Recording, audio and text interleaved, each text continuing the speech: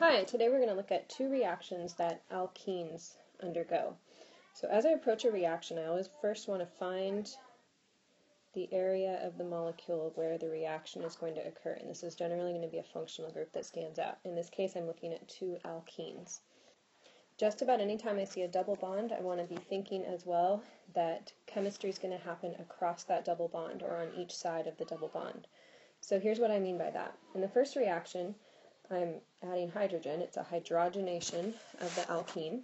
And so what that means is I'm going to add an H to one side of the double bond and the other H to the other side. That's because I had H2, one for each side of the molecule.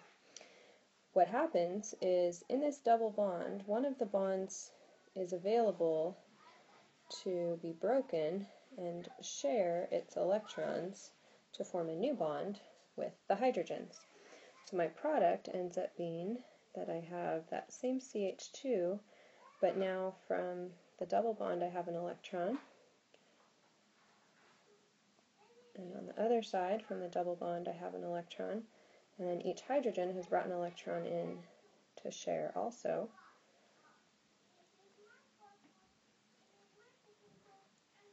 And so I form new bonds there. I want to continue copying the rest of the molecule, so it looks like that.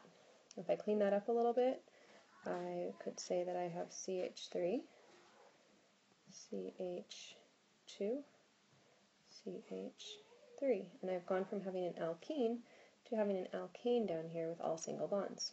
I could also draw that with skeletal structures, so here's what that would look like. I have 3 carbons and a double bond at the first one, plus that hydrogen, and then my product ends up being, one more way to show this here, an alkane.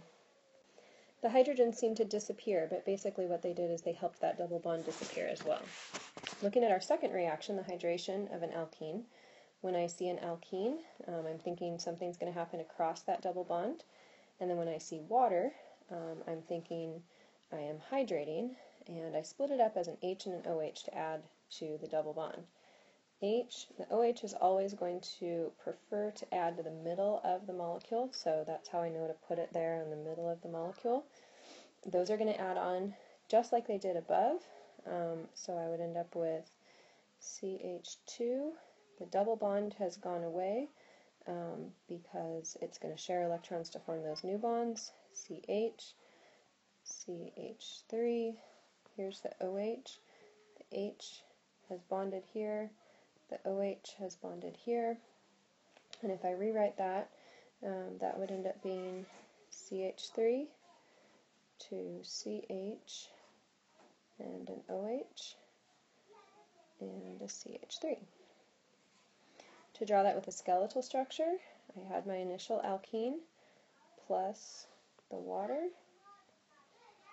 which I write as HOH just to keep it very visual. And that ends up giving me the double bond has gone away, and the OH is bonded up here. And I don't show those extra hydrogens. I want to only show the heteroatoms and the carbon chain.